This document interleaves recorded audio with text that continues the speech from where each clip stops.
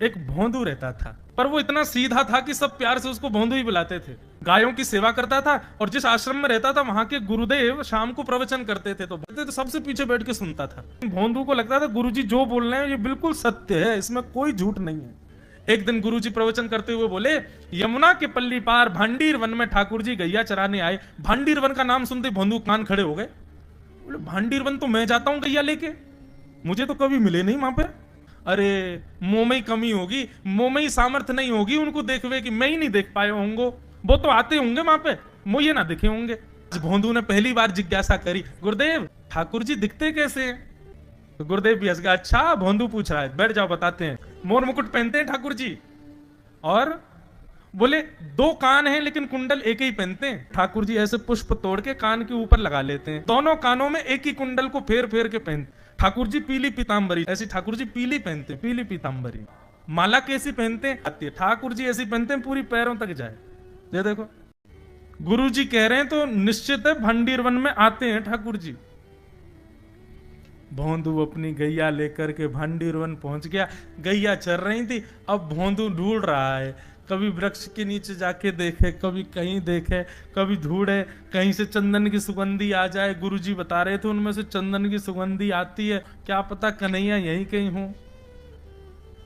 इतने भाव से, इतने प्रेम से और इतने भोलेपन से ढूंढने लगा ठाकुर जी को, और ठाकुर जी नहीं मिलते ना तो अपने आप को ही कोसता, मुंह में योग्यता ना होगी, यही मारे ना मिल रहे, ठाकुर जी तो यही है। गुरु जी की बात गलत नहीं है, ठाकुर जी तो यही है। उसके उस सहज भाव पर, उसके उस सरल भोंदूपने पर ठाकुर जी रीझ गए।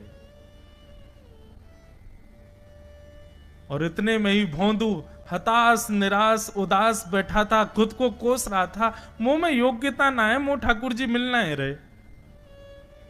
इतने में ही देखा सामने से असंख्य गायों का झुंड आ रहा है, और भोंदू ने जैसी उन गायों को देखा, ऐसी गाय कभी देखी नहीं, अलग गाय, सींग चमक रहे हैं, सींगों के ऊपर के भाग में सोने चांदी मढ़े हुए हैं, ऐसी ऐसी सुंदर सुंदर तंदुरुस्त गैया।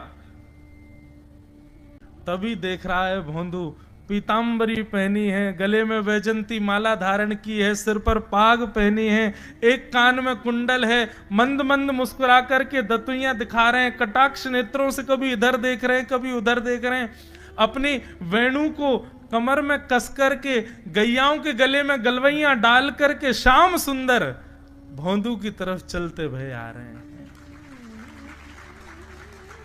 ये दृश्य देख करके हाथ पांव कांपने लगे भोंदू के।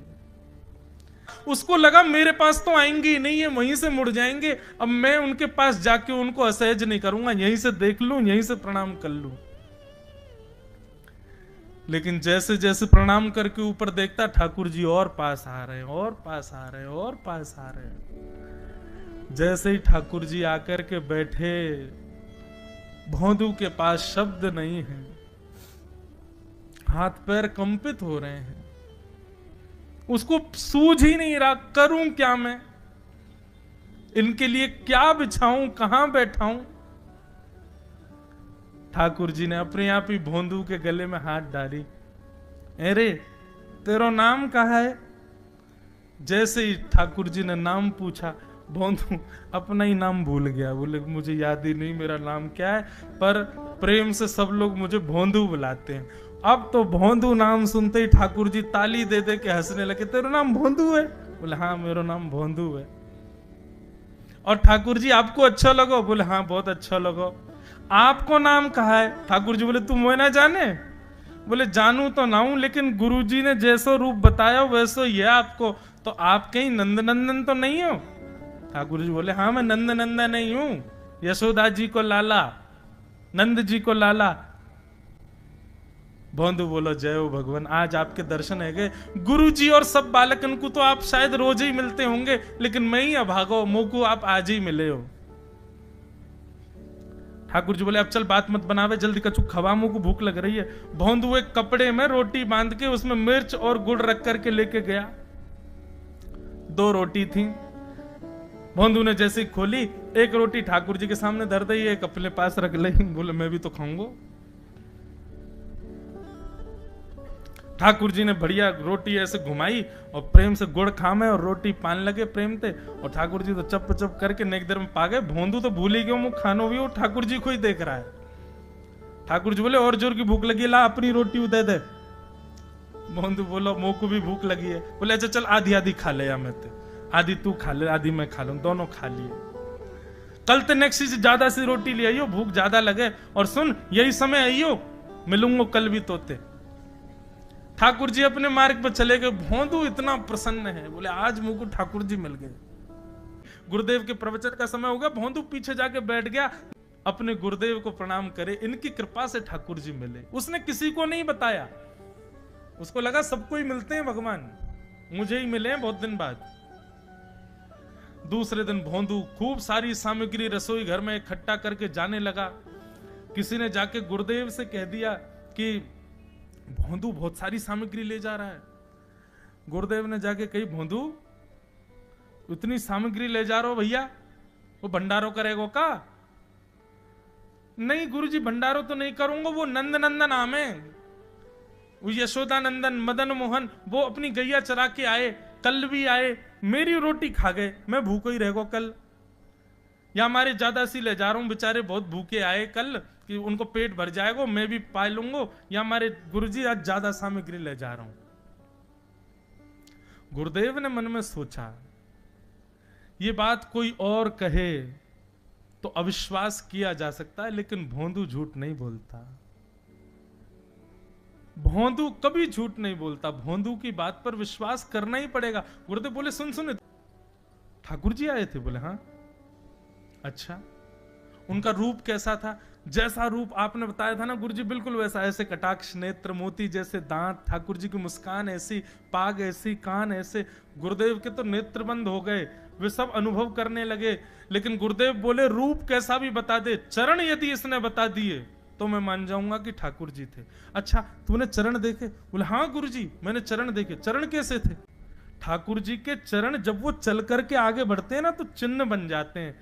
कहीं ध्वजा बनी थी, कहीं शंख बना था, कहीं कुछ बना था, और उनके जो नखून है ना उनमें से ऐसा लगता है मानो जैसे कोमल का पराग हो, कमल का पराग हो। और चरणों का रंग कैसा, जैसे मानो जैसे गुरुदेव कमल होता है ना, कमल की आकृति, ऐसे ठाकुर जी के चरण।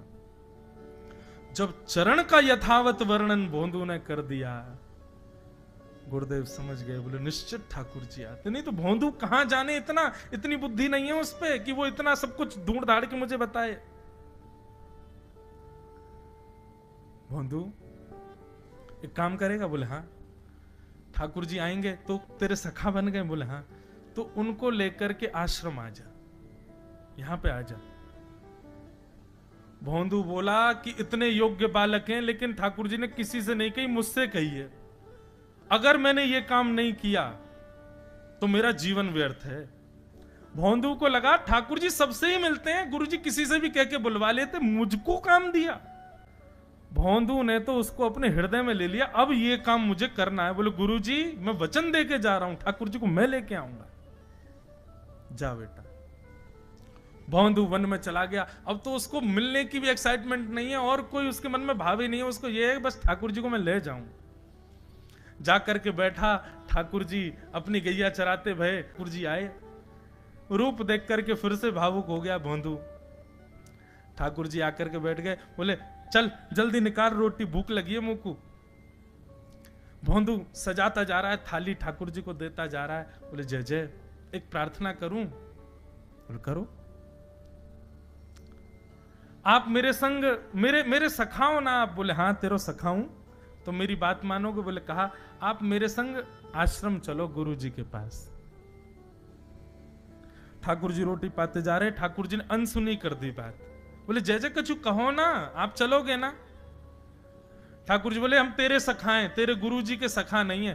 तू मोते मिल, तू मेरे संग खा, तू मेरे संग रहे, तू कछु कर, तो कुछ सब अधिकार है, लेकिन ये हम गुरु जी ते मिल बातें मिल ये सब हम नहीं करेंगे। हम बस तेरे सखाएं तो ही जाने और कोई ना जाने। ए जय जय ऐसे मत कहो ना, वे नहीं बताते तो मैं तो आपको देख ही नहीं पाता, मैं तो आपको जानता ही ना हूं। उनने ही तो मुझको बताई कि आप भांडीर बनाते हो, आपका रूप ऐसा है। उनने कृपा करके मुंह को आपसे मिलवाए हो, वही हमारी मित्रता के मूल आधार है, उनसे तो मिलवे चलो ना।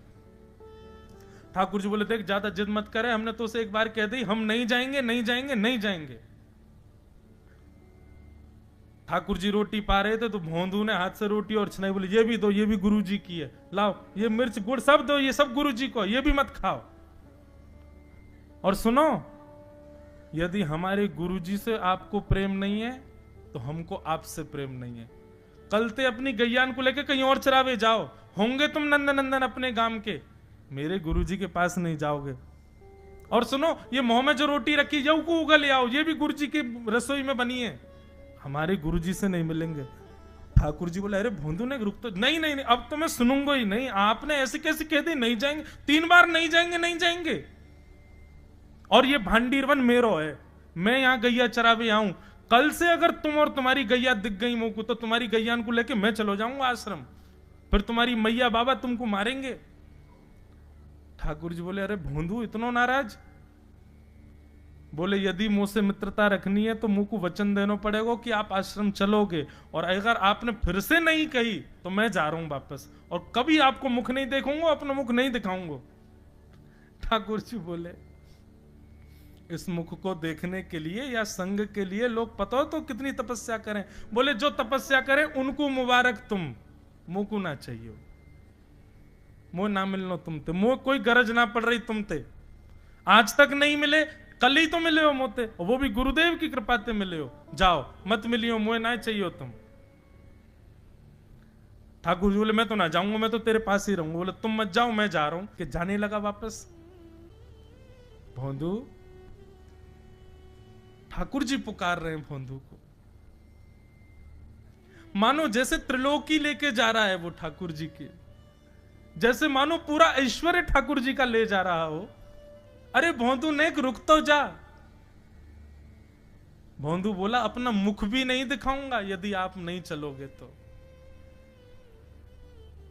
भोंदू थोड़ी दूर गया, ठाकुर जी को लगी वापस आ जाएगा, थोड़ी और दूर गया, लगा अब आ जाएगा, लेकिन जब भोंदू दिखना बंद हो गया हमारे ठाकुर जी विचलित हो गए, दौड़े भोंदू की तरफ।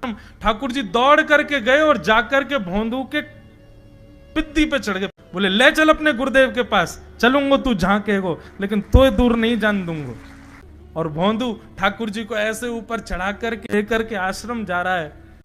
गुरुदेव आकर के खड़े हो गए और मन में बस विचार कर रहे थे, हाथ पांव कांप रहे थे, बोले ठाकुर जी आएंगे कि नहीं। इतने में ही भोंदू आया और तभी देखा भोंदू के पिद्दी पर ठाकुर जी टंगे भय आ रहे हैं। आज गुरुदेव ने जाकर के पहले भोंदू को प्रणाम किया, बोले जय हो, धन्य है तू। इतनी तपस्या की, इतना भजन किया, घर परिवार त्याग दिया, वैराग्य त्याग सब हमारे जीवन में, तब भी ठाकुर जी नहीं मिले। लेकिन वारे भोंदू, तेरी सरलता, तेरी सहजता, तेरा ये निर्मल भाव कि ठाकुर जी तेरे अधीन होके यहां आश्रम तक चले आए।